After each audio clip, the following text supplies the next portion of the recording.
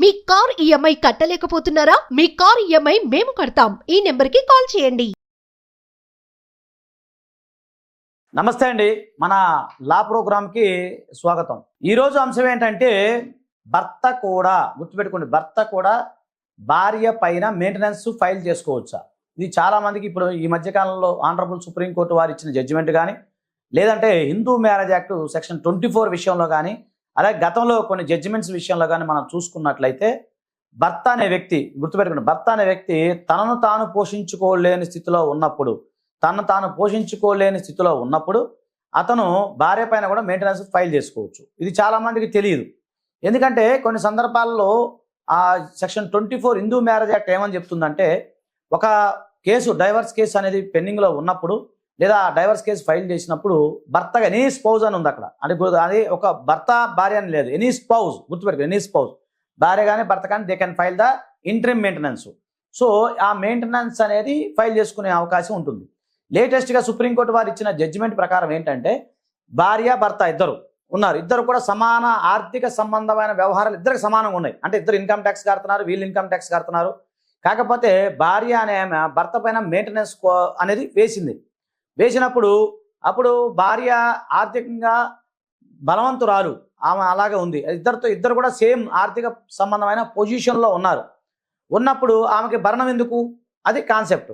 So ఆ సందర్భంలో భరణం ఇవ్వాల్సిన అవసరం లేదని చెప్పేసి కూడా చెప్పడం జరుగుతూ ఉంది. అయితే చాలామంది కొన్ని ప్రశ్నలు ఉండొచ్చు మనసులో, ఏంటంటే అసలు భార్యకి భరణం చెల్లించాల్సిన అవసరం ఎప్పుడు కలగదు, ఏ సందర్భంలో కలగదు? అయితే భార్యకి భరణం చెల్లించాల్సిన అవసరం ఎప్పుడెప్పుడు ఉంటుందంటే, ఒకటి, భార్య మీ నుండి డైవర్స్ పొందిన తర్వాత ఎప్పుడైతే రెండో వివాహం చేసుకుంటుందో గుర్తుపెట్టుకోండి, రెండో వివాహం చేసుకున్న తర్వాత ఆటోమేటిక్గా ఆమెకి డైవర్స్ అనేవి చెల్లవు. ఒకటి. రెండోది, భార్య గనక వ్యభిచారము చేస్తే గుర్తుపెట్టుకోండి, చాలా మందికి ఇది తెలియాలి. భార్య గనక వ్యభిచారము చేసినట్లయితే, సో మీ దగ్గర కనుక అడాల్టరీకి సంబంధించిన ఏదైనా గ్రౌండ్స్ గనక ఉన్నట్లయితే, ఓకే, ఏదైనా గ్రౌండ్స్ కనుక మీ దగ్గర ఉండి ఎవిడెన్స్ కనుక మీ దగ్గర ఉన్నట్లయితే, ఆమె వ్యభిచారం చేసిందని చెప్పి కోర్టులో కనుక మీరు నిరూపించబడినట్లయితే ఆమెకి మెయింటెనెన్స్ రాదు. ఇది ఒకటి గుర్తుపెట్టుకోండి. అలాగే భార్య ఆర్థిక సంబంధమైన వ్యవహారం, అంటే ఆమె ఆర్థికంగా బలంగా ఉన్నట్లయితే, అలాగే ఆమెకు సరైన ఆర్థికంగా అంటే జీతం కానీ లేదా గవర్నమెంట్ ఎంప్లాయీ కానీ ఏదైనా బిజినెస్ కానీ ఏదో ఇన్కమ్ ట్యాక్స్ పెడుతున్నట్టు కానీ ఇంకేదైనా కానీ జరుగుతున్నప్పుడు, అలా ఆర్థిక సంబంధంగా బలంగా ఉన్నప్పుడు, అంటే భర్త కంటే భార్య ఆర్థికంగా బలంగా ఉన్నప్పుడు అప్పుడు మీరు మెయింటెనెన్స్ చెల్లించాల్సిన అవసరం లేదు. అలాగే మ్యూచువల్ డైవర్స్, అంటే కొన్ని సందర్భాల్లో చాలామందికి ఏంటంటే మ్యూచువల్ డైవర్స్ తీసుకుంటారు. ఆ సందర్భంలో ఎంఓయూ రాసుకుంటారు. ఎంఓయూ రాసుకున్నప్పుడు కొన్ని సందర్భాల్లో ఏమవుతుందంటే, ఆ మ్యూచువల్ డైవర్స్లోనే అంటే నేను భరణము అంటే భవిష్యత్తులో నేను కానీ ఎప్పుడైనా సరే భవిష్యత్తులో భరణం కోసం కానీ అలాగే ఎలాంటి కేసులు నేను ఫైల్ చేయను అని చెప్పి భార్య ఒప్పుకున్నప్పుడు, లేదు పర్మనెంట్ అలిమనీ ఏదైనా సరే ఎంతో కొంత భార్యకి ఎంతో కొంత పర్మనెంట్గా అలిమనీ ఇచ్చేసినప్పుడు, అలా లేదు భార్య తను రెలింక్విష్ అంటారు. రెలింక్విష్ అంటే తాను హక్కుని, ఈ మెయింటెనెన్స్ పొందే హక్కుని కనుక తనకు తాను వదులుకున్నప్పుడు, ఈ సందర్భంలో ఏంటంటే భార్యకి మీరు భరణం చెల్లించాల్సిన అవసరం లేదు. అయితే మీరు ఏ సందర్భంలో భార్య దగ్గర భరణం పొందొచ్చు అంటే, భర్త తనను తాను గుర్తుపెట్టుకోండి, తనను తాను పోషించుకోలేని స్థితిలో ఉన్నప్పుడు, గుర్తుపెట్టుకోండి, తనను తాను పోషించుకోలేని స్థితిలో ఉన్నప్పుడు, భార్య ఆర్థికంగా స్థితిమంతురాలు అయినప్పుడు, ఇతని ఆర్థిక స్థితి బాగోలేనప్పుడు అతను భార్య వద్ద నుండి కూడా మెయింటెనెన్స్ పొందవచ్చు. సో దీనికి సంబంధించిన వ్యవహారం.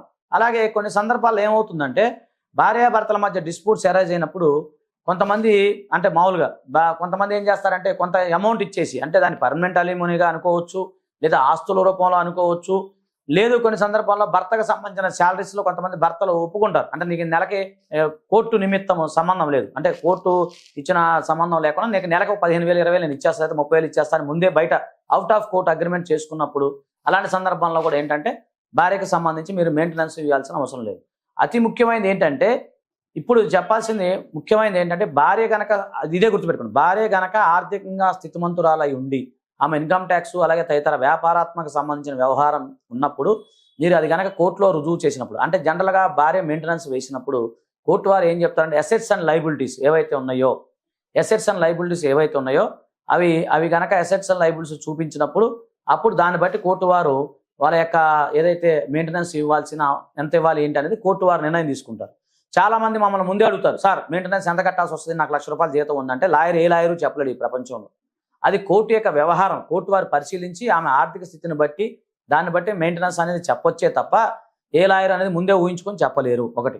రెండోది, మరి ఎక్కువ కనుక మీకు మెయింటెనెన్స్ పడినట్లయితే చాలామంది అడుగుతారు, సార్ ఎక్కువ మెయింటెనెన్స్ పడితే దాన్ని తగ్గించాలంటే ఏం చేయాలి? మీరు ఫర్దర్గా హైకోర్టుకి వెళ్ళి ఆ యొక్క మెయింటెనెన్స్ ఏదన్నదో తగ్గించుకోవచ్చు. ఈ విధంగా ఉంటుంది. కొంతమంది ఎరియర్స్ పెండింగ్ ఉంటాయి.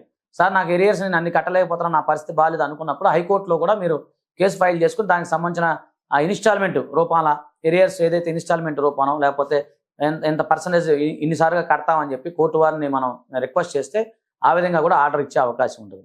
కాబట్టి మీరు కూడా ఎవరైనా సరే ఈ మెయింటెనెన్స్ విషయంలో సబ్జెక్ట్ బాగా పూర్తిగా తెలుసుకోండి. మీరు అనుభవజ్ఞ న్యాయవాదిని సంప్రదించడం తప్ప ఇంటర్నెట్లోనో లేకపోతే అక్కడెక్కడ మీరు సెర్చ్ చేసేసి లేకపోతే ఇంకేదో ఆన్లైన్లో అడిగేసేసి వాళ్ళకి ఇలా జరిగింది నాకు ఇలా జరిగింది అని చెప్పేసి అడిగేసి లేనిపోయిన టెన్షన్లు తెచ్చుకొని లేనిపోయిన అనారోగ్యానికి మీరు ఎవరు కూడా గురి కావద్దు. ఓకేనా ఫ్రెండ్స్? దయచేసి ఈ విషయాన్ని గురించి సబ్జెక్ట్ తెలుసుకోండి. ఓకేనా? నమస్తే, జై హింద్.